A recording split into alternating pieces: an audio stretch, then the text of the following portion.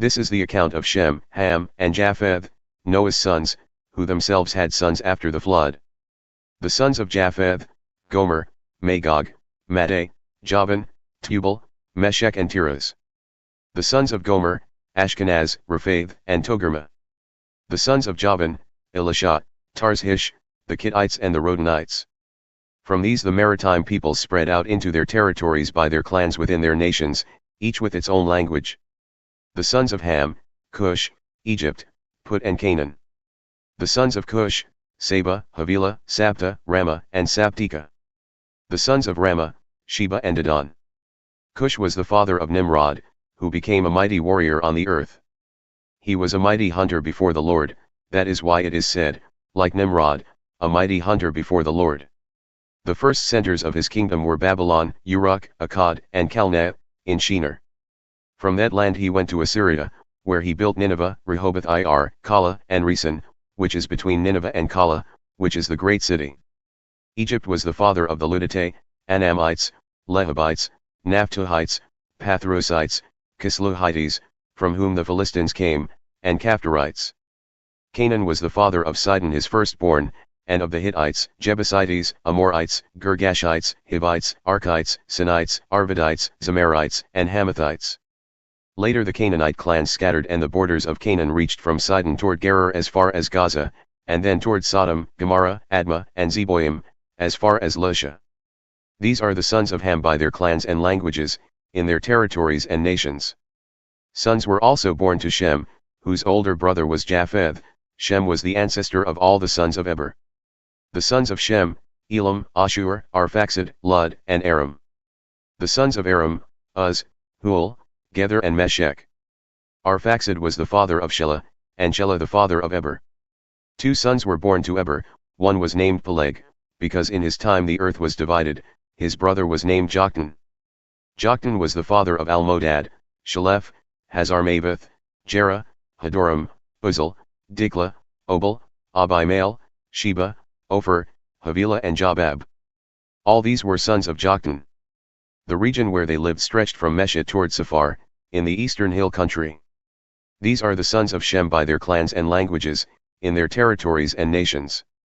These are the clans of Noah's sons, according to their lines of descent, within their nations.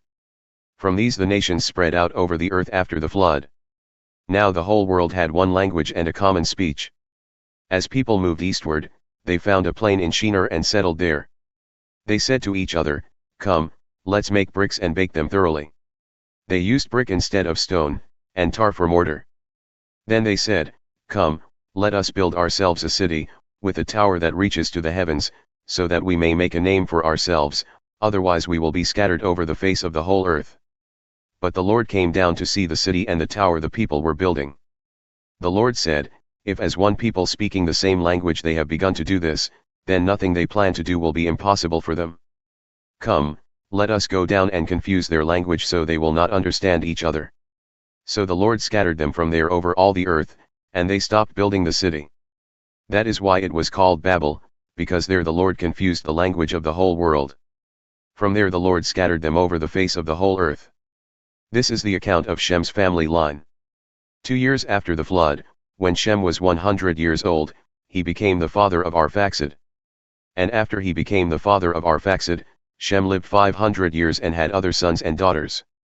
When Arphaxad had lived 35 years, he became the father of Shelah. And after he became the father of Shelah, Arphaxad lived 403 years and had other sons and daughters.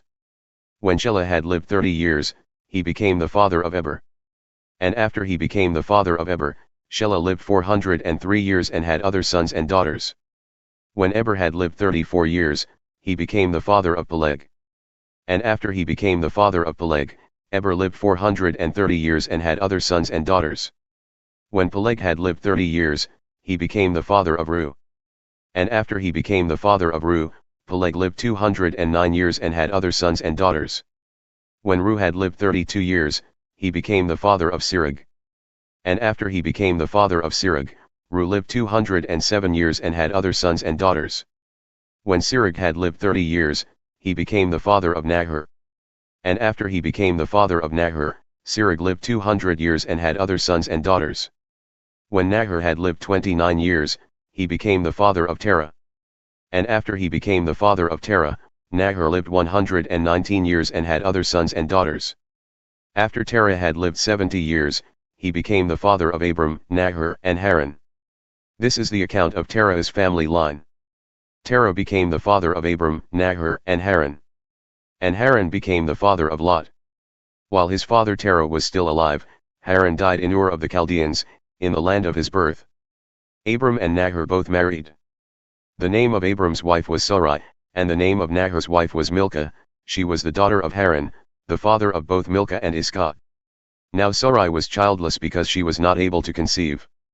Terah took his son Abram, his grandson Lot son of Haran, and his daughter-in-law Sarai, the wife of his son Abram, and together they set out from Ur of the Chaldeans to go to Canaan. But when they came to Haran, they settled there. Terah lived 205 years, and he died in Haran. The Lord had said to Abram, "Go from your country, your people, and your father's household to the land I will show you. I will make you into a great nation, and I will bless you. I will make your name great, and you will be a blessing. I will bless those who bless you, and whoever curses you I will curse, and all peoples on earth will be blessed through you." So Abram went, as the Lord had told him, and Lot went with him. Abram was 75 years old when he set out from Haran. He took his wife Sarai, his nephew Lot, all the possessions they had accumulated and the people they had acquired in Haran, and they set out for the land of Canaan, and they arrived there. Abram traveled through the land as far as the site of the great tree of Moreh at Shechem.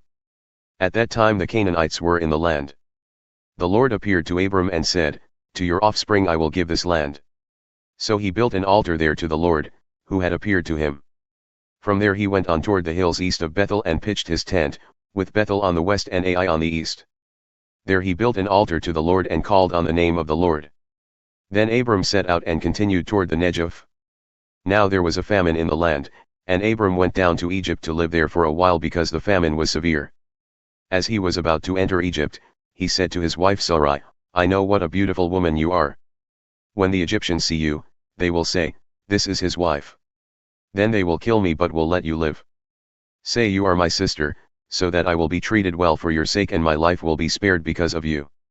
When Abram came to Egypt, the Egyptians saw that Sarai was a very beautiful woman. And when Pharaoh's officials saw her, they praised her to Pharaoh, and she was taken into his palace.